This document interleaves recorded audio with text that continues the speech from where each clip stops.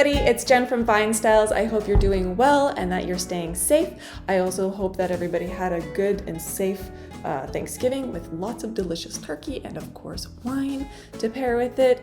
Today we're going to be getting back into some wine tasting. Are you guys ready? I know I am. We're going to be doing the region that I know that you guys know, that I know, that you know, that we all know, that we love, which is the Rhone Valley.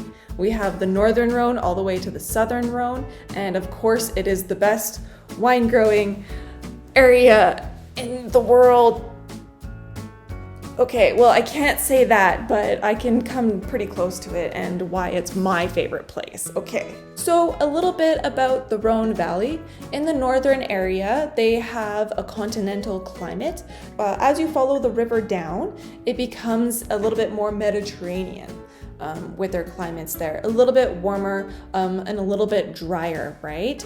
And then in the Ventoux area, it tends to be a little bit cooler. And why is that? Well, Ventoux is actually a mountain. It's called Mount Ventoux. The vineyards go up to about 500 meters elevation, which tends to be a little bit cooler. So this is Domaine de Fondrèche, and we're going to be trying the 2018 Blanc. It started in 1991 with Nanu Bartholomé and her son Sebastian Vincenti, and he was about 21 years old when this happened. His mom was a biologist, which is really cool. So she was actually sick of her job and she wanted to get out of the lab and buy some vines and get onto the land, which is, I don't know, everybody's dream now, right? So they ended up buying the Domaine de Fondrèche in 1991. 1993, Sebastian actually became the winemaker because he started studying eonology. And in 1997, he actually graduated and built his own cellar. He vowed that he was going to make critics really appreciate the expressiveness and the fruit-driven sort of wines from his winery. He wants to have a more terroir-driven winery, so organic, biodynamic, and in 2009, they actually got certified as organic by the French body of EcoCert. It's called, they say wines cultivated under a lucky star, which I think is their hat tip to biodynamic practices. Because with biodynamic practices, they tend to go with the cycles of the moon. It's kind of a science, non-science sort of method of farming. So their whole vineyard is cultivated without herbicides. That's pretty hard and really cool if you're able to do that. But once again, everybody is leaning more towards that and more sustainable practices for the earth because of climate change.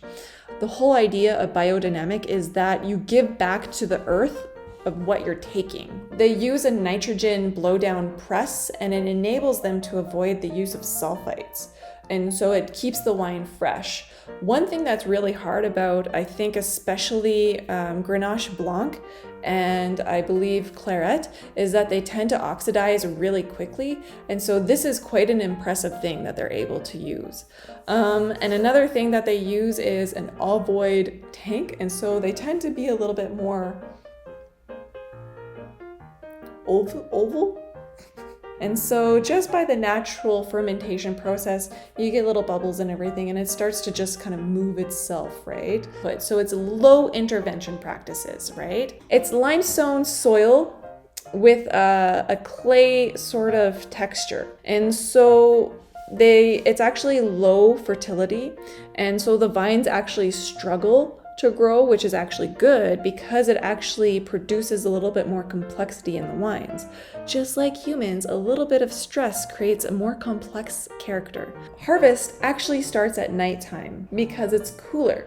And since they're an organic and biodynamic winery, they try to not use sulfites. And so when it's cooler, it tends to oxidize slower. Okay, let's taste.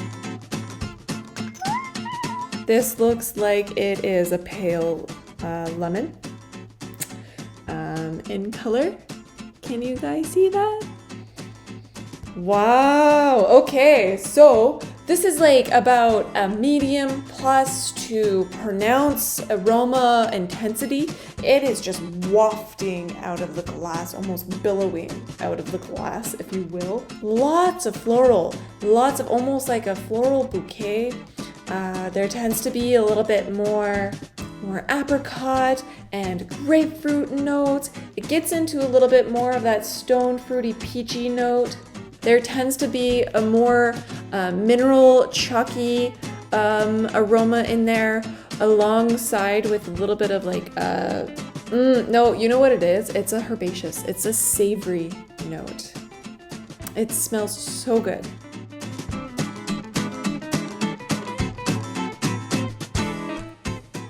Oh, good acidity. I'm all about that acidity. Get a little bit more of a body, more of a creamy texture on the palate, but it's not necessarily cloying. That acidity definitely cuts through, so it's a more like invigorating sort of palate. That grapefruit really comes through, some more citrus comes through. It has a little bit more of like, that minerality turns into like a salinity as well.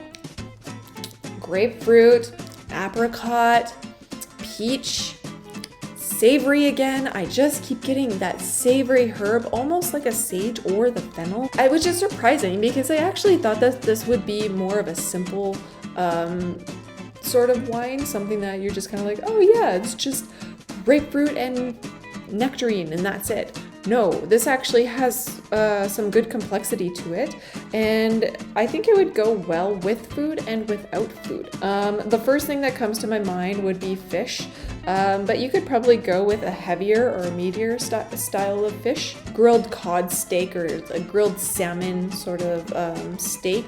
I would also pair this with obviously charcuterie, maybe creamier cheeses. You could go with stronger styles of cheeses as well. We could go into chicken and maybe like cream sauces with like fennel in it as well. The length on this is still going, by the way, and that's why I think that it would be great just sitting by itself. Also, because there's a touch of sweetness, I think that if you are someone that enjoys drier styles of wine with something a little bit sweeter, I would recommend this one.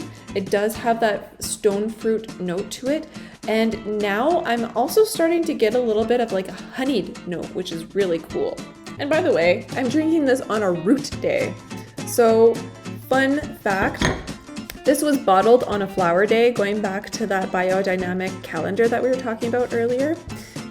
This is not a plug or anything, but if you want, there's an app that I use called Win Wine, and it's a moon calendar sort of app that lets you know whether you're drinking wine on a root, leaf, flower, or fruit day.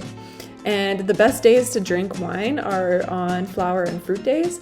I'm drinking this on a root day and it still delivers, so. Okay, so that's it. That's the tasting. So I hope you guys enjoyed and that you also had a really great Thanksgiving. Make sure that you take advantage of the sweet deal. So this is going to be available until October 23rd, 25% off 6 packs. And just letting you know that we have limited supply of this one. If you want it, then come and grab it because it's gonna go really quickly, okay? Super delicious, love it, love you guys, take care. Bye guys, see you in the next video.